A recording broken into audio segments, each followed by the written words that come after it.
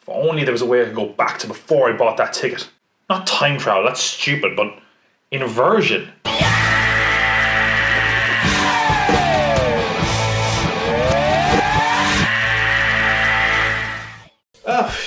Same thing I normally do, just sitting around listening to copyright-free rock music. Yeah. I don't think it's out yet. I don't know, I think it got delayed again.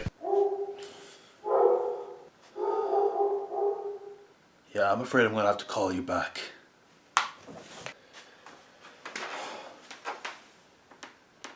Okay.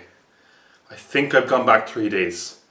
I'm pretty sure I bought a movie ticket today, so fingers crossed I might not be too late to stop myself from buying a ticket to New Mutants. Jesus Christ! Who's there? Murderer? Clone? Past version of myself? Yeah, holy shit. Yeah, that last one. You got that really quickly. It happens from time to time. I'm sure you knew that already though. Oh yeah, I guess that makes sense. Listen, stay on that side of the door. I'm going to stay on this side of the door. We don't want to create any time paradoxes or any of that stuff. We don't want to see each other and turn our brains to scrambled egg. And so it's easier to film. It's way easier to film. Yeah, okay. You got me. I haven't told you yet why I'm here. I've travelled back in time 3 long, hard days. The things I've seen. And I cover the warning of grave danger. Do not buy a ticket to New Mutants. Dude, I bought that ticket weeks ago. Oh, fucking goddammit. I could have sworn I bought a movie ticket today, man. It was just like I was in the cinema and I was thinking, you were in the cinema? Yes. And you're okay? Yeah? Huh. Look, I mean, I guess if you bought a ticket to New Mutants and there's no reason for me to be here. Wait a minute, does this mean I have to go see Tenet again? Oh, motherfucker. Is it any good? Oh, God damn it. It's the thing, I didn't even know Tenet was out. I mean, who the hell would release a movie during a pandemic? Huh. I actually thought cinemas were unsafe. It's a good thing he reassured me. I was going to cancel my New Mutants ticket, but hell, if cinemas are safe, I might as well book a ticket to Tenet too. Find out for myself, is it any good?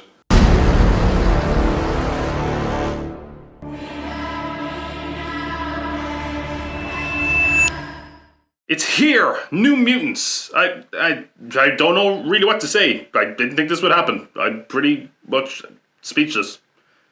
And this movie started filming, people still cared about fidget spinners. Remember those? It was a long time ago. New Mutants has long been the punching bag for the film and internet community. I mean, I've made fun of it so many times on my podcast. Even the first ever episode, back at the start of 2019, I was making fun of it. And that was a long time ago. And it was a long time ago even when I was talking about it then. I mean, look at this poor movie. It had a troubled production, numerous shuffles and delays. It was basically stuck in the middle with a multi-billion-dollar corporate merger where nobody wanted it. And now it's released in the middle of a global fucking pandemic. And I might just be saying this to give a very clear indication that my expectations could not have been any lower for this movie. And I think I'm only saying that because I need to establish that before I say I enjoyed the movie quite a bit. I'm as shocked as you. Let me just be very clear, because I'm already going to be the guy that was like, Tenet, no. New Mutants, hey. I'm not being contrarian. This is not a good movie, but I had a lot of fun with it. And I think that is pretty much because I had rock bottom expectations and the movie is pretty nice and short. Considering every movie we have now is like 2.5 hours, this was mercifully short. It didn't overstay its welcome, and I welcomed it with open arms. So I'm just going to run through a few of the problems that the film has. I mean, obviously, as much as I had fun with it, there's plenty of problems. Probably the main one being the story. Like, there's barely a story. It's just, hey, these are mutants. They're being monitored. But who's monitoring them, and why? And then there's also a bit of the plot being like, hey, what power does this person have? That's it. Honestly, there's not much of a story. They try to throw in a twist or two to make it more exciting. But being completely honest, one of the twists is so obvious, I was like, they can't have really meant for that to be a twist, right? But the way it's presented seemingly says yes. So one of those twists, I mean, I'm going to say what it is. Skip ahead if you want. It's honestly so obvious that I don't think I'm spoiling much, to be honest. But spoilers, I guess. So, like, the mutants are locked away in this kind of asylum, and they're under the impression that, like, Xavier is, like, kind of monitoring this asylum, and that someday they can be X-Men, you know? Which obviously isn't the case. I mean, when you see the asylum, you're like, huh, I don't think the X-Men are cool with imprisoning and possibly experimenting on mutants. Yeah, I don't think they're cool with that, actually. Which, hey, guess what? They're not. It has nothing to do with the X-Men. Wow, what a shocker.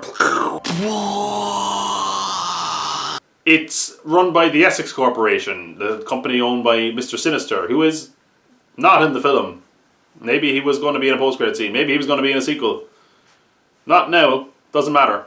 Which is another thing that I didn't even think about until after, because it didn't really hit me, but here it is. The end of the X-Men film franchise. This is the last X-Men film from Fox. A 20-year film franchise. It just ends. Not even like ending with a whimper, not ending with a bang, just ends. Just basically in silence. It's like a tree falling in the woods. Doesn't even feel like an X-Men film, really. Which isn't a bad thing, actually, necessarily. So what in this film worked for me? Why did I like this movie so much? And honestly, I think it was just how quaint it all was. I mean, since this movie started filming, we had like 2 massive Avengers movies. I think 2 Spider-Man movies. Aquaman, Justice League, X-Men Dark Phoenix. You know, all these massive superhero films with world-ending consequences and triple-figure budgets. And here we have a movie that was shot on like a shoestring budget. Looks like a bottle episode with 5 characters. And seemingly, you know, has such a pretty low budget that it could have easily been made for television. Aside from maybe some of the end sequences. And I really think, because of how small and simple it was, that it just managed to put a smile on my face. It's not the only thing the film has going for it though. I mean, the effects I actually thought were pretty good. I mean, they're nothing original, but I mean, there's nothing else original about the film, so why should the effects be anything original?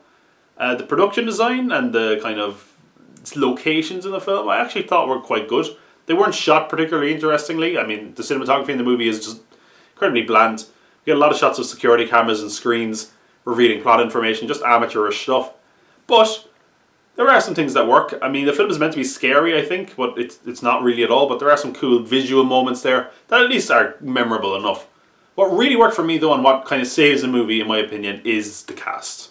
The cast in the movie are pretty excellent, and they have some really good chemistry. We have our lead, Danny, played by Blue Moon? No. Blue Sleuth. Who cares? It's New Mutants. Blue Hunt. Blue Hunt plays Danny. And she's a pretty likeable lead. She has some great facial expressions. Just a fun, nice character that we can kind of root for and follow.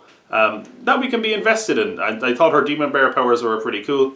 Not an amazing performance, but certainly a character that was likeable enough that we could root for. We have Charlie Heaton from Stranger Things who plays Sam, who's, you know, he's going around with like a ludicrous over-the-top deep south accent, you know, with a Strucker hat on. It was so over the top and cliche, I found it kind of funny, to be honest. I got some amusement out of it. An okay performance, nothing bad. I think the character had a decent backstory, but the powers he had were just so forgettable that it didn't work for me. Also sporting an accent in the film is Maisie Williams, who of course played Arya Stark in Game of Thrones, which, imagine when this movie filmed, we all still like Game of Thrones. Best season ever! But anyway, she's got a Scottish accent to play the character of Wolfsbane, who I thought was actually a very good character, and I really liked her relationship with Danny. It's funny because we have all these films that kind of have token LGBT representation or don't fully commit to it. And this film, it really goes for it. They really kind of go into their relationship. And it's quite sweet and quite tender. I really liked the chemistry the 2 actresses had. I thought it really worked. One thing I really liked about the character of Wolfsbane as well was her backstory. The kind of religious kind of torment and side of it I thought was very interesting. I really liked the character's backstory for that alone. One thing I found quite odd though was her powers. Like sometimes she's like a wolf-like human. And then other times she's just a full wolf. Like I know that's how it is in the comics. But they didn't really do anything with her when she was a full wolf. It was just like, hey, she's a wolf. There she is, running around as wolf. The show stealer and all this though for me without a doubt was Anna Taylor-Joy as Magic. She just gives a really good performance and manages to pull off convincing Russian accents as well. It's just a total badass character. Like she's got a really dark backstory and she's kind of nuts and mean at the start, and for a while I was not too sure about her. But she really is excellent in the film. It was a character as well that I just kind of found interesting because she actually had powers that I felt like I hadn't necessarily seen before. All the other ones, it's like, oh, I've seen some variation of this before, but this one felt different enough where I was like, okay, this feels a little bit new. She's got like magic and she's got armor that comes out of nowhere, and a sword, and other dimensions, and a hand puppet that turns into a dragon. It's like, whoa, a lot going on here. She does all the heavy lifting in the action scenes towards the end of the film as well, and it's honestly a character that I was like, actually disappointed that I'm not going to get to see more of, which is kind of a shame, but absolutely anytime she is on the screen, she is the absolute highlight. Not all the characters work though. We have this Brazilian guy, I don't remember his name, playing Sunspot. And yeah, I mean, he's a rich douchey guy. It's not really a very interesting character, very shallow. I didn't find his powers especially interesting. I mean, God, I'm so over superheroes with fire powers. Like, we've seen it a million times. There's nothing interesting about the role or the portrayal of his powers. There was nothing really to latch on to. This character was just a misfire. Could have cut him from the movie and it would have made no difference in my opinion. We have Elise Braga, who plays, I guess, the nurse, the kind of overseer character. She's fine. There's just nothing to this role, really. I would have much rather if they'd gone a kind of over-the-top Nurse Ratched kind of vibe with it.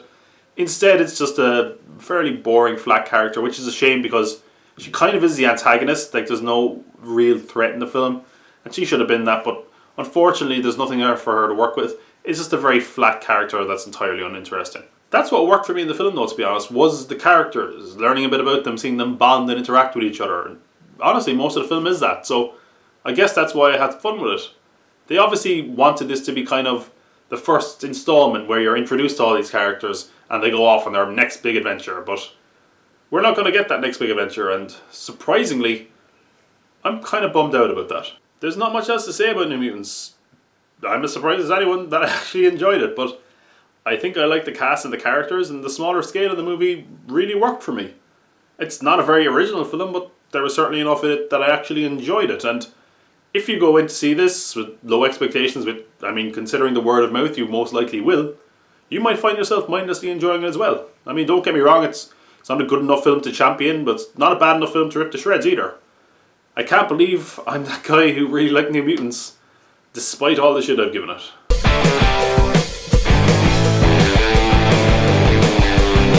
Hey Chad, it's your pal, Tom Pot. Listen, you know that bland rock music you're on about? Well, listen to this. Yeah, even that's better than Nickelback, you fucking hack. Jack Kroger from Nickelback, everyone. They suck.